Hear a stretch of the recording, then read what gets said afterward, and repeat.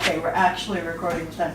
We're here on the set of Skibidi Challenge, taking a break, telling each other some great stories that we thought were being recorded but weren't. This is our mascot for BlackCats films, Mark. One of them. We have a couple other mascots, they're not here. So, Steph, do you want to retell your scary story? I'm going to retell my scary, scary when I was that young. Scary. Little, like little. 5 or 6. The scariest thing that ever happened to me at that time is I thought that I actually did have to use water instead of milk in my cereal, and it was very scary. Traumatizing for you. I was very traumatized, and I actually did. It was the worst thing in the whole entire world. Don't ever put water in your cereal. It doesn't work. Just eat the cereal dry. I'll add to that we used to have that Carnation instant milk, the powder that you mixed up. It doesn't taste like milk. It's really disgusting. See, and I was thinking when you said Carnation that you were going to tell me about your intimate apparel. No. That wasn't a thing. That wasn't a thing. When you were 5 or 6. Powdered milk from the Carnation Company, not the lingerie store. Okay, so when I was 5, I didn't have a very good grasp on the difference between reality or fiction and fantasy. My cousin Brian and I just, we lived in our own little fantasy worlds. We lived in the pretend world. It was kind of like Vanessa does with her. All the time. Let's pretend that this and let's pretend that's what we did constantly. So just to put this out there and let you figure out how old I am, I was 5. And Star Wars A New Hope was in the theater because it had just come out in May. And this was like maybe a month later because it was summer, June or July. And I'm at my cousin Brian's house in Shelley. And we go to his cousin's house for a birthday party. And we're out front riding trikes. We look down at the end of the block. And Darth freaking Vader is down at the end of the block. And he's got 3 stormtroopers with him. And we're going to die, because he's going to come force choke us and kill us and die. Now, Darth Vader then gets into this really crappy teenager's car with his stormtroopers, but it didn't matter to us because we were terrified. We run screaming into the house to tell my Aunt Sharon that Darth Vader's going to come and kill us all. And none of the adults cared. They were like, no big deal. Darth Vader's not going to kill us. We're like, he's here. He's going to kill us. We're going to die. And they're like, it's just somebody in a costume. That makes no sense. When you're 5, costumes are what you wear to go trick-or-treating. So it's like, a little ghost or a cute little princess or whatever, or that mask thing that I was wearing earlier. Right. Mm-hmm. Which is terrifying now, but it was normal back then. Right. We didn't have any idea that adults could buy costumes like Darth Vader, so we were just terrified for the rest of the summer that Darth Vader was going to kill us. The rest of the summer. I could believe that. Like today, I'm still terrified that Darth Vader is going to kill me because I was traumatized. I'm still traumatized. I would be traumatized by that. Well, I have a good story in regards to when I was younger. I was a teenager. I was probably like 13 or 14 probably at the time. I want to say 14. I'll go with 14.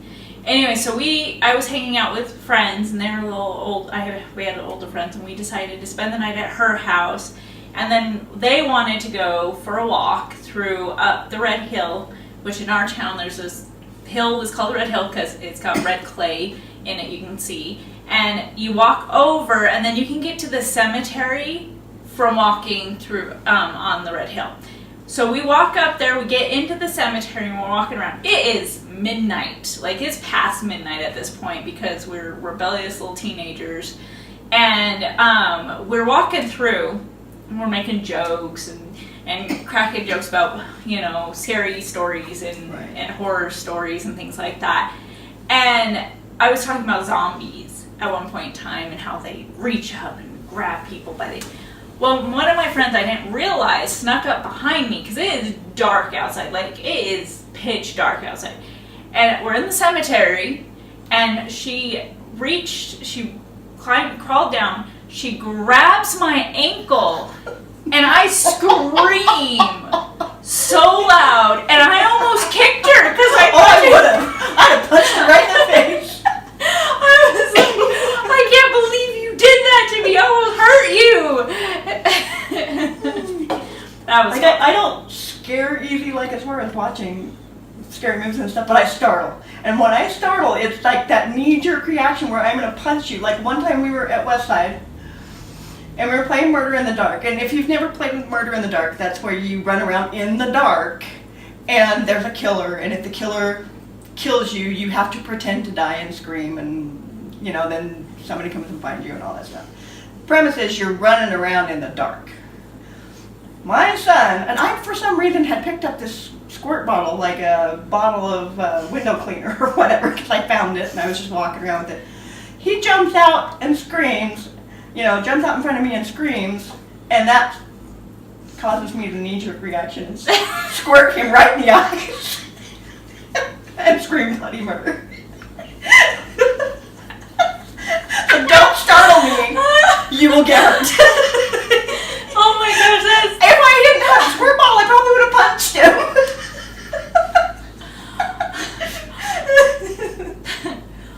Well, I think the best stories I have that creep me out.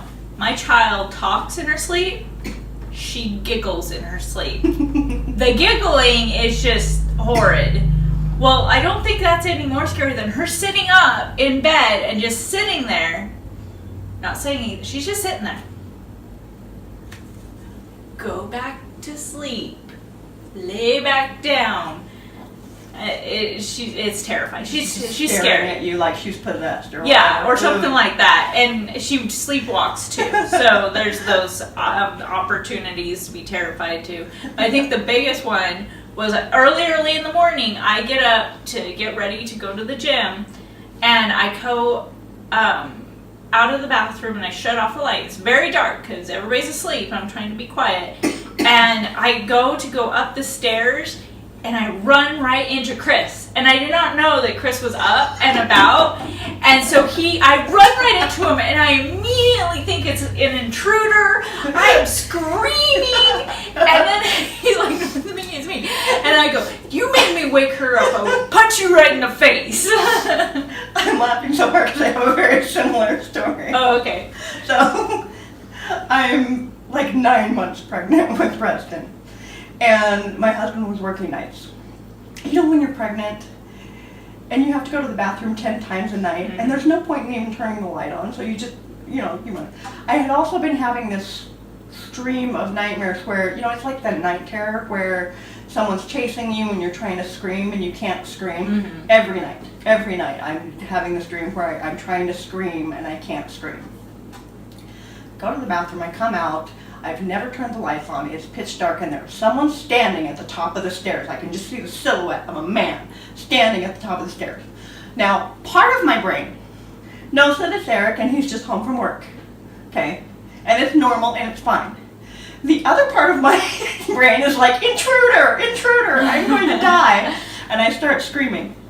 And I start screaming and I can't stop. I can't, because I have been dreaming that I couldn't, so once I started, I couldn't stop. He's like, he gets a hold of me and goes, it's me, and I'm like, I can't stop screaming. And the neighbors called 911. Oh. And we were living on campus, so the campus police and 2 police cars showed up, and they wouldn't leave until I came downstairs and let them know that I wasn't dead and getting murdered. I was so embarrassed. I would be pretty embarrassed by that. That's pretty good though. I would. The funny thing is I'm so easily scared. Like the time when Bree jumped out in front of you at work. Made me scream all the way at work. People upstairs heard. Everybody upstairs, like there's 3 stories, they heard and they're peeking over the atrium at me, and I'm like, really? That was embarrassing. I'm really sorry I didn't get it on film. I apologize. As entertaining as that is. But yeah, I can't watch scary movies very much because I get scared too easily. Yeah. You scream at least 3 times a week.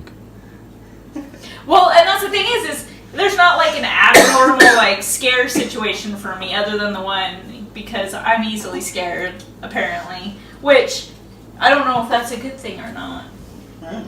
Always in the fight or flight mode. I have a good story that didn't actually happen to me, but it was pretty creepy. Oh It yeah? happened to my sister and my mom. So, I don't know how old I was, but I wasn't with them because I was watching my nephew. So I was probably like 8 or 9. And they went up to the cemetery, it was right before Memorial Day, to like weed around the graves and get everything ready so we could decorate the next weekend. And out in McCammon, where I'm from, the cemetery is kind of out at the edge of town all by itself, and there's all sorts of big, tall shade trees and everything. It's a really neat cemetery. And there's a old pump house building that's kind of right in the middle. And my mom and my sister had walked down to the pump house building to get water for the flowers. And they were on the other side of it, and they heard a motorcycle come in and stop. And they could tell from the sound that it had stopped between the pump house and my grandma and grandpa's graves where their car was. But they didn't think anything of it, you know. The cemetery out in McCammon is kind of where we all gather and visit, and it's a safe place, and it's where we love to go. So they're sitting there getting water, and all of a sudden my mom hears this voice. And the voice says, just clear as day, she can tell that it's not external, and she's not audibly hearing it, but it's booming loud inside her mind. And it says, danger. You are in terrible danger. And it sounds like her mom's voice. And she's just immediately filled with a sense of dread. And she looks over at my sister, who's never scared of anything, and she is backed up against the building and just terrified and shaking. And she doesn't say anything except, we've got to get out of here. And they take off running. And they take off walking really fast to the car. And as they get around the side of the pump house and they're on the road, this guy on this motorcycle is exactly between them in the car. And he is putting on these leather gloves. And he is taking something long and shiny out of this bag. And it doesn't look like, these are not gardening gloves, and these do not look like gardening tools. Right. And all of a sudden, without even saying a word to each other, they both just take off running. And my mom hears out of her voice say, Freddie, come on, we've got to go. Which she's yelling to the dog, but she was not thinking about the dog at all at that point. That made the guy stop just long enough to say, who's Freddie? You know, and they were able to get past him and get to the car and go, and he just gave them the dirtiest look. He was so mad at them. And probably about 10 years later, we're at my sister's house, and we see this article in the paper about this serial killer that got pulled over driving a stolen car, and the bodies of the victim who owned the car were in the trunk. And come to find out, that was his MO, is he would look for women who were by themselves in a cemetery, and he would abduct them and make them and murder them. Oh wow, that is scary. They weren't sure it was him, but the picture kind of looked like. As far as they can remember. As far as they could remember. Wow, that is scary. That's terrifying. Isn't that terrifying? Ooh. Right? Well, I guess if we don't have any more stories, then that's it for this week. But thanks for watching, everybody. And if you want to know why I have a mustache and a beard on, then you're going to have to tune in next week and watch our Skibidi Challenge video. So thanks for watching. Bye, like, guys. subscribe, comment. Bye. Mwah.